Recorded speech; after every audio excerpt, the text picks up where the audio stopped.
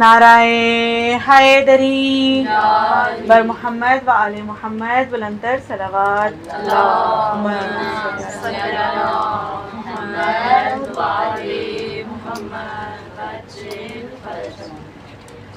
اعوذ باللہ من الشیطان الرجیم بسم اللہ الرحمن الرحیم الحمد للہ رب العالمین الصلاۃ والسلام علی اشرف الانبیاء والمرسلین سیدنا و نبینا و طبیب قلوبنا ابی القاسم محمد صلوات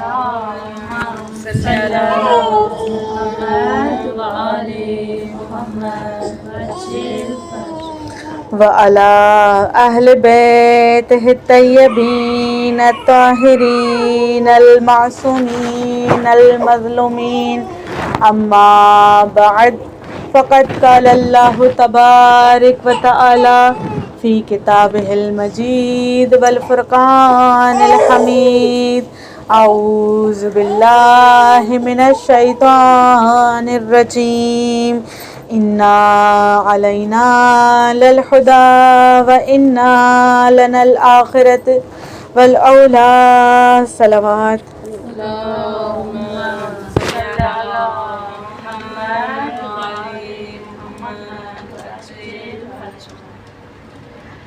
سب سے پہلے تمام تعریفیں حمد و ثنا اس پاک پروردگار عالم کے لیے مخصوص ہیں کہ جس نے اس تمام دنیا کو خلق کیا اور اس تمام دنیا کی خلقت کرنے کے بعد یہ فرمایا کہ میں نے ان تمام خلقت میں سے انسان کو اعلیٰ مرتبے پہ قرار دیا ہے.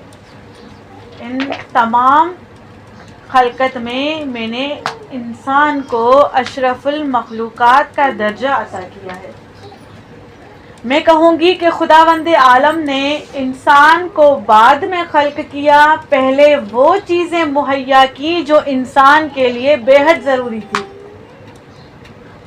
مثال کے طور پر جب خداوند عالم نے حضرت آدم علیہ السلام کو خلق کیا، حضرت آدم علیہ السلام کی خلقت ختم ہونے کے بعد خداوند عالم نے فرشتوں سے مخاطب ہو کے کیا فرمایا کہ میں نے آدم کو خلیفۃ فی الارض بنایا ہے، زمین والوں کا خلیفہ بنایا ہے، اور تم سب فرشتے کیا کرو؟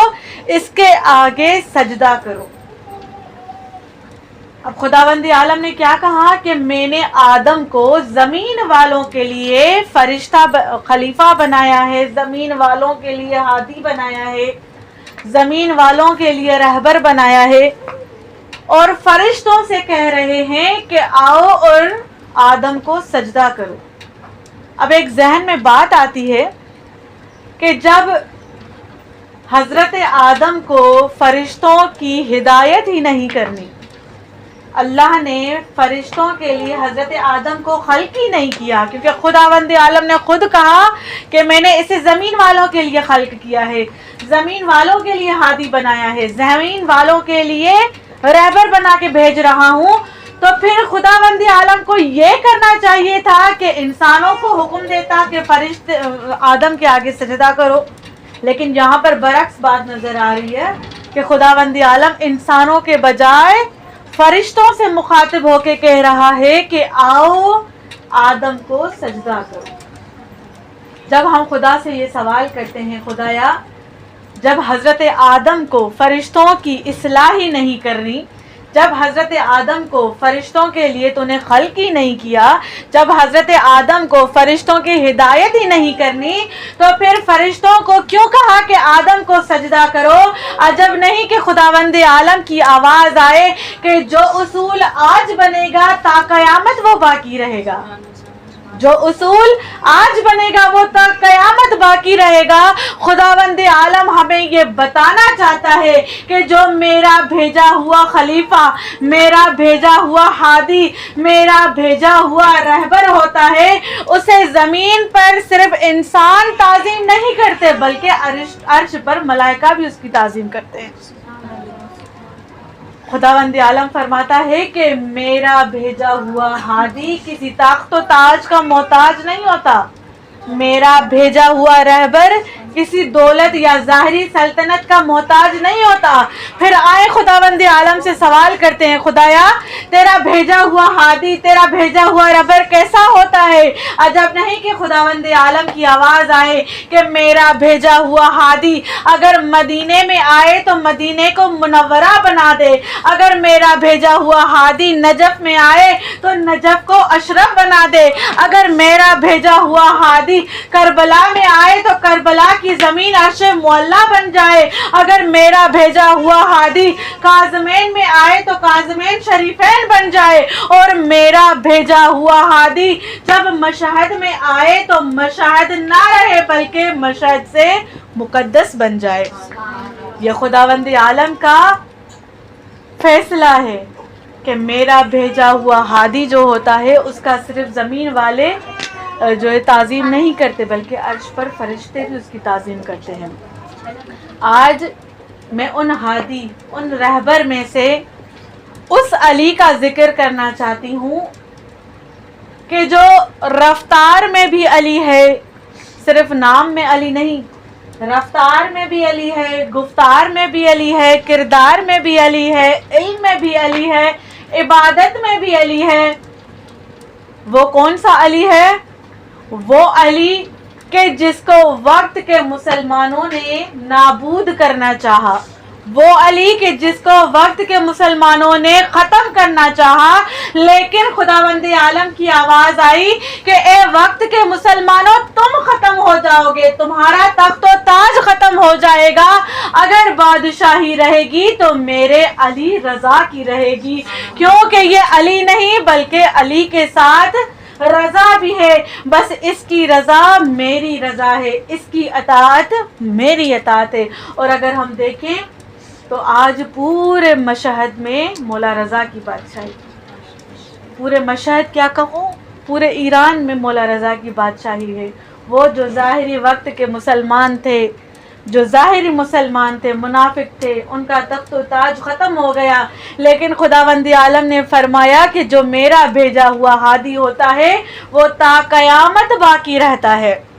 اور واقعاً دیکھیں کہ امام رضا علیہ السلام کی تمام دنیا میں بادشاہی ابھی تک قائم ہے۔ ایک واقعہ آپ کے سامنے بیان کروں گی کہ امام رضا علیہ السلام کی وہ شخصیت جو میں نے کہا کہ ہو بہو علی ہے۔ روایتوں میں ملتا ہے کہ ایک شخص خواب میں رسول خدا کی زیارت کرتا ہے اور کیا دیکھتا ہے کہ رسول خدا ایک کھجور کے درخت سے ٹیک لگا کر بیٹھے ہوئے ہیں، کھجور کے درخت کے ساتھ ٹیک لگا کر بیٹھے ہوئے ہیں، اور رسول خدا کو عبا پہنی ہوئی ہے اور سر پہ امامہ پہنا ہوا ہے، ہاتھ میں عصا ہے، اور رسول خدا کے چہرے سے نور نکل رہا ہے۔ جب وہ شخص دیکھتا ہے تو کہتا ہے کہ میں نے دیکھا کہ رسول خدا کے سامنے ایک کھجور کا تشت موجود تھا، اور میں جیسے ہی رسول خدا کے نزدیک گیا تو رسول خدا کو سلام کیا، اور رسول خدا نے اس کا جواب دیا اور کچھ کھجوریں اٹھا کر مجھے ہاتھ میں دی۔ جب صبح ہوئی اور میں نے خواب میں وہ گننا شروع کی تو ان کی تعداد 7 تھی۔ کہتا ہے کہ جب صبح ہوئی تو میرا سارا دن بابرکت گزرا، کیونکہ رسول خدا کی خواب میں زیارت ہوئی تھی۔ اب کچھ دن بعد کیا دیکھتا ہے کہ وہی درخت ہے، کھجور کا وہی درخت ہے، اور ایک شخص اس کے ساتھ ٹیک لگا کر بیٹھا ہوا ہے، اور جس طرح سے رسول خدا کو عبا تھی، वैसे ही उस शख्स को अबा पहनी हुई है। जिस तरह के रसूल खुदा के सर पे अमामा था, वैसे ही उस शख्स के सर पे अमामा है। जिस तरह से रसूल खुदा के हाथ में असा थी, वैसे ही उस शख्स के हाथ में असा है। और जिस तरह से नूर रसूल खुदा के चेहरे से निकल रहा था, वैसा ही नूर उस शख्स के चेहरे से निकल रहा है, और उसके सामने वही खजूर का तश्त पड़ा हुआ है। तो कहता है मैं वैसे ही उसके करीब गया, जिस तरह से ख्वाब में वो रसूल खुदा के करीब गया था, और उसे सलाम किया। उसने जवाब दिया और कुछ खजूर उठा के मुझे दी। तो मैंने उसको दोबारा से गिना तो उसकी तादाद 7 ही थी। तो कहता है कि मैंने अर्ज किया कि कुछ और मुझे अता कीजिए। तो मौला फरमाते हैं कि अगर मेरे जद अमजद रसूल खुदा ने तुझे 7 से ज्यादा खजूरें अता की होती, तो मैं अली रजा भी तुझे 7 से ज्यादा खजूर अता करता। दरअसल मौला ये बताना चाहते थे कि वो फरमान जो रसूल खुदा ने फरमाया था कि अव्वलोना मोहम्मद, औसतोना मोहम्मद, आखिरोना मोहम्मद, कुल्लोना मोहम्मद, कि हमारा पहला भी मोहम्मद है, हमारा वसत भी मोहम्मद है, हमारा आखिरी भी मोहम्मद है, हम कुल के कुल मोहम्मद हैं। बस मौला फरमाते हैं कि जो मोहम्मद अता करेगा वो उसकी आल अता करेगी। अगर मोहम्मद ज्यादा अता करेगा तो उसकी आल भी ज्यादा अता करेगी। मोहम्मद आले मोहम्मद बुलंद सलावत, अल्लाहुम्मा सल्ली अला मोहम्मद व आले मोहम्मद वज्जिल फरजहु। हाँ अज़ीज़ान मोहतरम, मैंने कहा कि मौला अली सिर्फ अली रज़ा अलैहिस्सलाम सिर्फ नाम में अली नहीं, बल्कि किरदार में भी, रफ्तार में भी अली हैं, इल्म में भी अली हैं। एक और वाक़या आपके सामने बयान करूं कि एक मर्तबा आपका सुना हुआ होगा वाक़या, लेकिन मैं चाहती हूँ कि एक और अंदाज के साथ बयान करूं, क्योंकि मौला के फ़ज़ाइल ऐसे हैं कि जितनी मर्तबा सुनते हैं उतनी मर्तबा पहले से ज़्यादा खुशी महसूस होती है। कि इमाम रज़ा अलैहिस्सलाम के साथ बहुत ही मनाज़रे होते थे, और मनाज़रे इस तहत होते थे कि इमाम रज़ा अलैहिस्सलाम को नीचा दिखाया जाए, उसके इल्म में कोताही दिखाई जाए कि उसके पास इल्म नहीं है। बड़े बड़े आलिम आते थे और मौला से मुनाज़रा करते थे, लेकिन कभी भी कोई कामयाब नहीं हुआ। तो इसी तरह से एक मर्तबा एक महफिल जमी हुई थी, और मौला रज़ा अलैहिस्सलाम को बुलाया गया और कहा गया कि क्या आप वाकई नवासे रसूल हैं? हमें कैसे पता चले कि आप नवासे रसूल हैं? तो मौला ने फरमाया कि तुम किस तरह से कह सकते हो कि मैं नवासे रसूल नहीं हूँ? तुम साबित करो कि मैं नवासे रसूल नहीं हूँ। कहा कि हाँ साबित करते हैं। क्या किया? कहा कि मामून रशीद ने कुछ दिन पहले ही एक शख्स से कुछ बाल खरीद किए थे, जिसका दावा था कि ये बाल रसूल खुदा के हैं। अगर आप साबित कर गए कि हाँ वाकई ये बाल रसूल खुदा के हैं, तो हम मान लेंगे कि आप नवासे रसूल हैं। और उनकी तादाद भी 7 मिलती है कि 7 बाल थे। जब मौला के सामने वो 7 बाल लाए गए, तो मौला ने उनको अशमाम किया, उनको सूंघा, और सूंघ कर कहने लगे कि इनमें से 4 बाल मेरे जद अमजद रसूल खुदा के हैं, जबकि 3 बाल मेरे जद अमजद रसूल खुदा के नहीं हैं। कहा कि साबित करो किस तरह से, जबकि जो बाल लेके आया था फरोश करने के लिए, बेचने के लिए, तो उसका ये दावा था कि ये 7 ही बाल रसूल खुदा के हैं। तो मौला ने कहा कि एक आग का वो दिया लाया जाए, या शम कहूँ लाया जाए। तो जैसे ही वो आग लेके आए, तो मौला ने वो 3 बाल जो मौला कह रहे थे कि रसूल खुदा के नहीं है, उस आग के करीब लाए और उसमें वो बाल जला दिए। जब वो 4 बाल जो मौला कह रहे थे कि रसूल खुदा के हैं, वो जैसे ही आग के करीब गए, तो वो आग खामोश हो गई। वो आग खामोश हो गई। क्यों? کہ رسول خدا کے لیے خداوند عالم نے دنیا اور آخرت کی آگ کو حرام قرار دیا ہے، لیکن یہ لوگ یہ بات نہیں سمجھ رہے تھے کہ جب حدیث قصہ ہم بیان کرتے ہیں تو حدیث قصہ میں یہی ملتا ہے کہ وہ لوگ جو حدیث قصہ میں یہی ملتا ہے کہ جب رسول خدا جناب فاطمہ زہرا کے گھر آتے ہیں تو کبھی امام علی آ کے شمام کرتے ہیں رسول خدا کی خوشبو کو، کبھی امام حسن آ کے شمام کرتے ہیں، کبھی امام حسین علیہ السلام رسول خدا کی خوشبو کو شمام کرتے ہیں، حتیٰ کہ جب رسول خدا کا زمانہ تھا اور رسول خدا دین پھیلا رہے تھے تو وہ کافر اور مشرک جو رسول کو رسول نہیں سمجھتے تھے، لیکن جب کسی گلی سے رسول خدا کا گزر ہوتا تھا تو 3 دن تک رسول خدا کی خوشبو کو محسوس کرتے تھے، اور وہ کافر کہتے تھے کہ لگتا ہے یہاں سے رسول کا گزر ہو گیا ہے۔ کیوں؟ کہ وہی خوشبو آ رہی ہے جو رسول خدا کے بدن سے آتی تھی۔ اب وہی خوشبو امام رضا علیہ السلام نے اشمام کی اور کہا کہ یہ 4 بال میرے رسول خدا جد امجد رسول خدا کے ہیں، اور جیسے ہی وہ آگ کے قریب ہو گئے تو آگ خاموش ہو گئی۔ میں کہوں کہ یہ رسول خدا کے بال کا مقام تھا کہ جب بال اس آگ کے قریب جاتے ہیں تو آگ خاموش ہو جاتی ہے، جب رسول خدا کے بالوں کا یہ مقام ہے تو اس کے آل کا کیا مقام ہوگا، تو اس کی آل کا کیا مقام ہوگا۔ اور ان کی آل میں سے ایک شخصیت امام رضا علیہ السلام، ایک شخصیت امام رضا علیہ السلام کی، جس کو امام رؤوف بھی کہتے ہیں، باب الحوائج بھی کہتے ہیں، ضامن آہو بھی کہتے ہیں، اور ایک لقب مولا کا عالم آل محمد، عالم آل محمد امام رضا علیہ السلام کا لقب ہے۔ میں ایک مثال دے کر اس لقب کو واضح کرنا چاہتی ہوں کہ مثال کے طور پر ایک گھر میں سب کے سب خوبصورت ہو، سب کے سب نہیں، ایک شخص خوبصورت ہو تو کہتے ہیں کہ یہ گھر میں سب سے زیادہ خوبصورت ہے۔ اگر کسی گھر میں ایک شخص بہت ہی زیادہ ہوشیار ہو تو کہتے ہیں کہ یہ سب میں سے زیادہ ہوشیار ہے، یا پھر کہیں کہ اگر کسی ایک کے پاس زیادہ علم ہو تو کہتے ہیں کہ ان میں سے سب میں سے اس کے پاس زیادہ علم ہے۔ لیکن یہاں پر وہ گھرانہ ہے، وہ آل محمد کا گھرانہ ہے کہ جہاں پر سب کے سب عالم ہیں، جہاں پر سب کے سب عالم ہیں۔ عالم تو کیا، علم لدنی کے مالک ہیں۔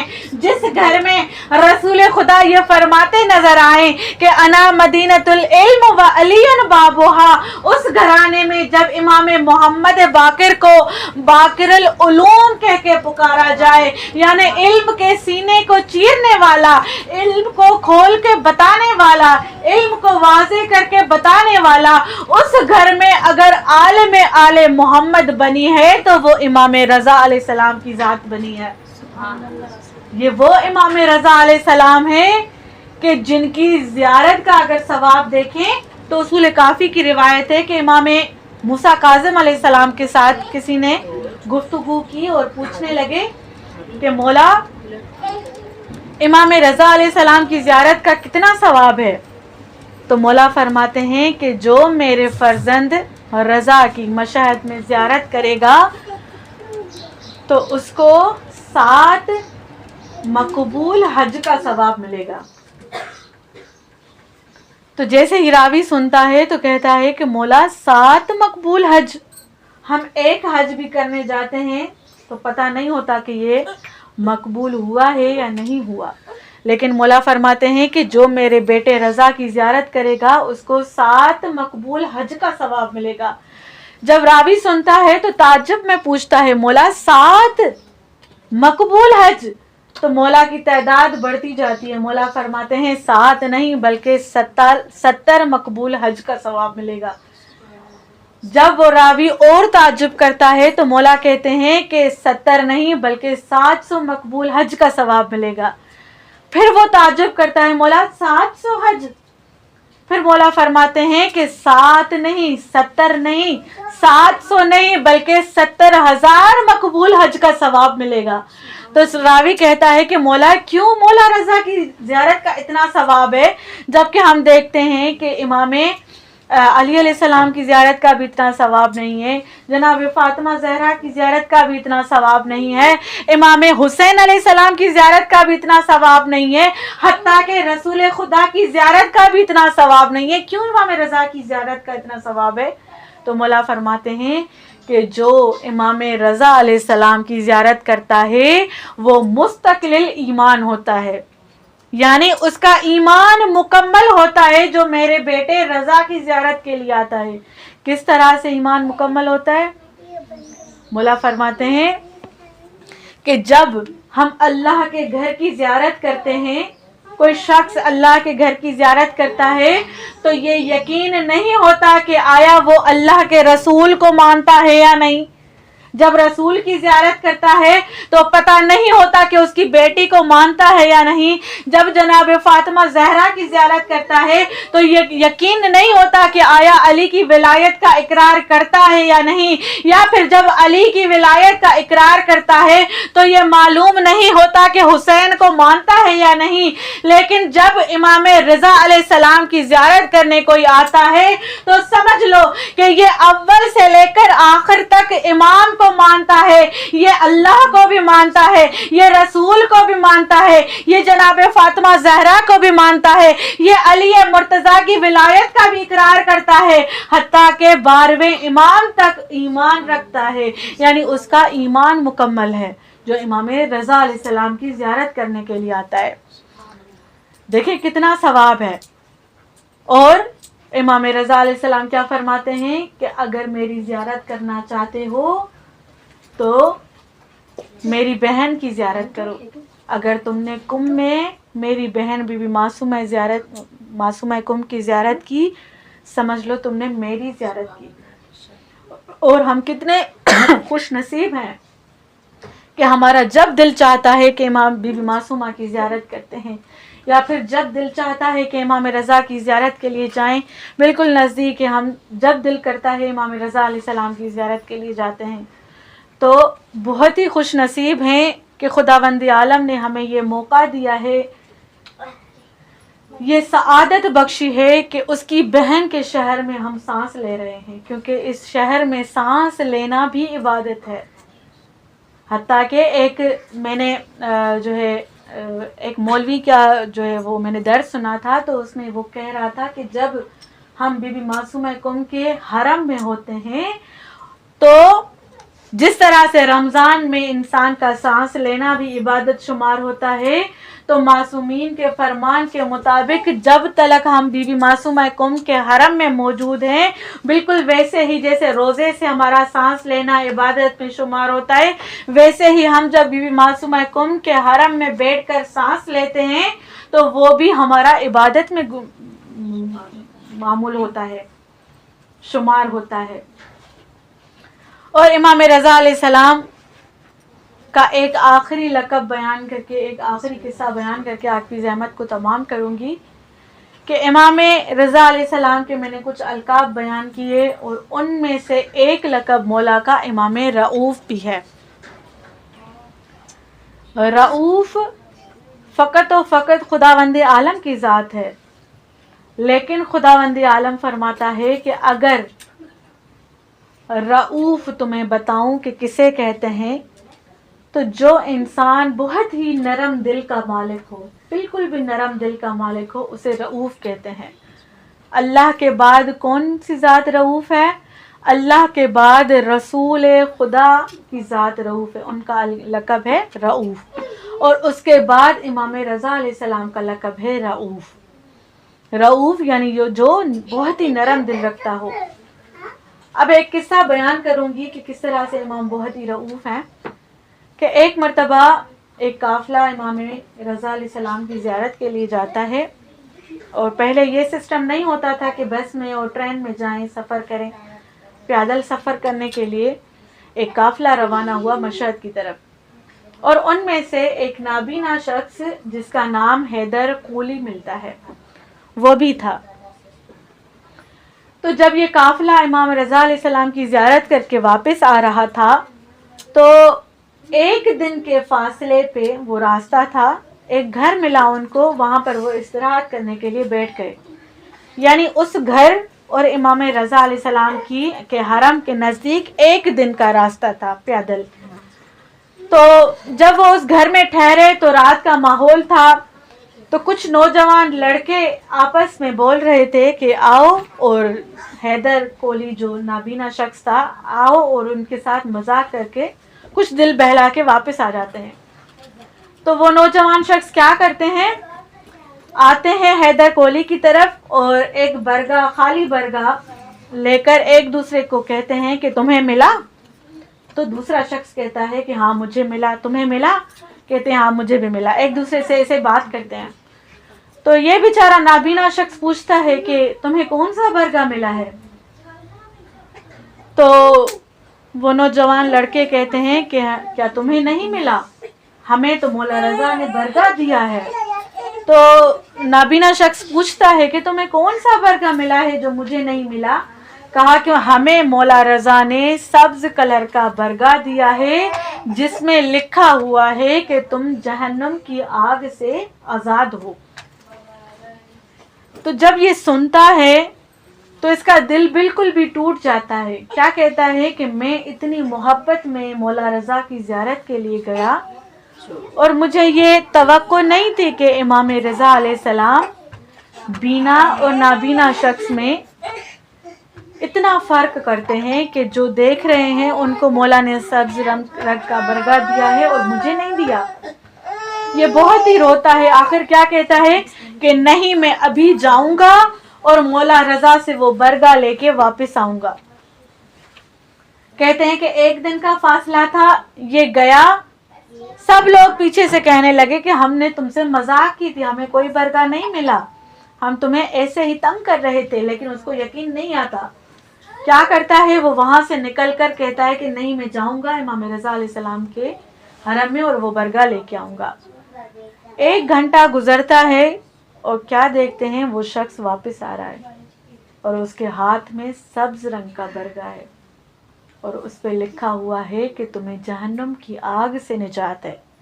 اور کس کی طرف ہے یہ برگا؟ کس کی طرف سے برگا ہے؟ امام رضا علیہ السلام. میں نے کہا نا کہ امام رضا علیہ السلام رؤوف ہیں، بہت ہی نرم دل کے ہیں. جب مولا سے یہ شکایت ہوئی کہ مولا تم نے نابینا اور بینا شخص میں فرق کیا، میں تمہاری محبت میں آیا تھا لیکن تم نے مجھے وہ برگا نہیں دیا. تو سب پوچھنے لگے کہ یہ ایک دن کا سفر تم نے ایک گھنٹے میں کیسے طے کیا؟ تو وہ نابینا شخص کہتا ہے کہ جب میں یہاں سے نکلا تو ایک شخص میری طرف آ رہا تھا اور مجھے کہا کہ یہ امام رضا علیہ السلام نے تمہیں سبز رنگ کا برگا دیا ہے اور کہا ہے کہ تم جہنم کی آگ سے آزاد ہو. حاضران محترم، یہ امام رؤوف وہ ہیں کہ جو کسی بھی حاجت کو رد نہیں کرتے، کوئی بھی ان کے دروازے سے خالی ہاتھ نہیں آتا. چلے ہم بھی خود جا کر امام رضا علیہ السلام سے یہ التماس کرتے ہیں کہ مولا ہمارے اعمال اتنے اچھے نہیں ہیں، ہم گنہگار ہیں، لیکن آج تمہیں اپنی اس بہن کا واسطہ دیتے ہیں کہ جس بہن کا واسطہ اگر تمہیں دیا جائے تو کبھی بھی دعا رد نہیں ہوتی. عزیزان محترم، کون سی بہن؟ وہ بہن جو حضرت بی بی معصومہ کم اپنے بھائی کی محبت میں مدینے کو ترک کر کے خراسان کی طرف آئی تھی. عزیزان محترم، جب امام رضا علیہ السلام نے مدینہ چھوڑا تھا نا، تو بی بی معصومہ کم ہمیشہ مولا رضا کو یاد کرتی تھی اور اپنے بابا سے یہ شکایت کرتی تھی کہ بابا، جب سے میں پیدا ہوئی ہوں کبھی بھی میں نے ایک عید آپ کے ساتھ نہیں کی. میں نے ایک عید بھی آپ کے ساتھ اپنے بابا کے ساتھ نہیں کی، بس ایک میرے جینے کا آسرا تھا، وہ میرا بھائی رضا تھا، لیکن اب وہ بھی مدینے سے خراسان کی طرف چلا گیا ہے۔ بی بی معصومہ کو چین نہیں آتا تھا، رات کو نیند نہیں آتی تھی اور بار بار کہتی تھی مجھے اپنے بھائی رضا کے پاس جانا ہے۔ عزیزان محترم، بی بی نے فیصلہ کیا کہ میں اپنے بھائی کی طرف جاؤں گی، اور مولا بی بی کے کچھ بھائی راستے میں شہید ہو گئے۔ جب بھائی شہید ہو گئے تو بی بی نے کیا سوچا؟ بی بی نے کہا کہ اب میں خراسان کی طرف نہ جا سکوں گی، لیکن میرے ذہن میں ایک بات آ رہی ہے کہ میرے بابا ہمیشہ فرماتے تھے کہ بیٹی کنبھ میں ہمارے شیعہ رہتے ہیں، جب کبھی بھی تمہیں امنیت نہ ملے تو کنبھ کی طرف جانا۔ بی بی یہ فیصلہ کرتی ہے کہ میں خراسان کی طرف نہیں، اب کنبھ کی طرف جاؤں گی۔ میں کہوں گی جب بی بی آئی تھی یہاں پر، بی بی کا پھولوں کے ساتھ استقبال ہوا۔ میں کہوں گی بی بی بہت ہی خوش نصیب ہے کہ جب آپ کا بھائی کنبھ میں نہیں ہے، آپ کے بھائی کے شیعہ رہتے ہیں، لیکن پھولوں کے ساتھ آپ کا استقبال کیا۔ لیکن میرا سلام ہو اس جناب زینب کبریٰ پر جب کوفہ اور شام کی بازار میں آتی ہے، علی کی بیٹی جس کا پھولوں سے استقبال نہیں ہوتا، کوئی پتھر مارتا ہے، کوئی آگ کے شعلے پھینکتا ہے، کوئی تازیانوں کے ساتھ استقبال کرتا ہے۔ المختصر مومنات، امام رضا علیہ السلام جس کو زہر مل گیا، مولا اپنے صحابی ابا سلط سے کہتے ہیں کہ ابا سلط میری کچھ وصیتیں ہیں جن میں سے ایک وصیت کو بیان کروں گی۔ مولا فرماتے ہیں میری بڑی خواہش تھی کہ جب میرا دم نکلے میرا جوان بیٹا میرے ساتھ ہو اور میرا سر اس کی گود میں ہو۔ عزیزان محترم، مولا فرماتے ہیں ابا سلط جب میری تسبیح کی آواز بند ہو جائے تو سمجھ لینا میں اس دنیا سے چلا گیا۔ ابا سلط انتظار کرتے ہیں، مولا فرماتے ہیں جب میں اس دنیا سے چلا جاؤں تو مجھے غسل و کفن نہ دینا، مدینے سے میرا تقی آئے گا اور مجھے غسل و کفن دے گا۔ عزیزان محترم، ابا سلط مسلسل تسبیح کی آواز سنتے ہیں، لیکن اچانک تسبیح کی آواز بند ہو جاتی ہے۔ انا للہ و انا الیہ راجعون۔ جیسے ہی حجرے کی طرف ابا سلط جاتے ہیں، کیا دیکھتے ہیں؟ مجھ سے پہلے ایک نوجوان شخص اس حجرے میں داخل ہو رہا ہے۔ پوچھتے ہیں ابا سلط نوجوان تم کون ہو؟ وہ نوجوان شخص کہتا ہے میں اپنے بابا کو غسل و کفن دینے کے لیے آیا ہوں۔ امام محمد تقی کربلا کی طرف رخ کر کے کہتے ہیں ہائے میرے جد حسین جن کا جوان بیٹا بھی تھا، لیکن اتنے مجبور تھے کہ نہ میرے حسین کو غسل ملا نہ کفن ملا، سید سجاد کے ہاتھ بندھے ہوئے تھے۔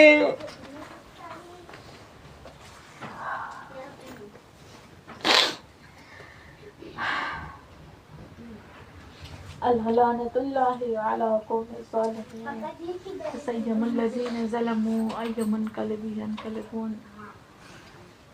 خدایا خدایا خدایا ہماری اس قلیل عبادت کو اپنی بارگاہ الہی میں قبول و مقبول فرما۔ خدایا جو خاران یہاں پر حاضر ہیں ان کے دلوں میں جو حاجات ہیں وہ اپنی بارگاہ میں قبول و مقبول فرما۔ خدایا جن کے پاس جو پریشانیاں ہیں خدایا تجھے واسطہ ہے محمد و آل محمد کا، ان کی پریشانیوں کو دور فرما خدایا، جن کو اولاد عطا نہیں کی، خصوصاً بھابی معصومہ کو خدایا تجھے واسطہ ہے جناب علی اصغر کا، تجھے اسے جلدی اولاد نرینہ عطا فرما خدایا، جن کو اولاد عطا کی ہے ان کو صحیح اور صالح تربیت کرنے کی توفیق عطا فرما خدایا، ہمیں اپنے جناب فاطمہ الزہرا اور جناب زینب کی سیرت پہ چلنے کی توفیق عطا فرما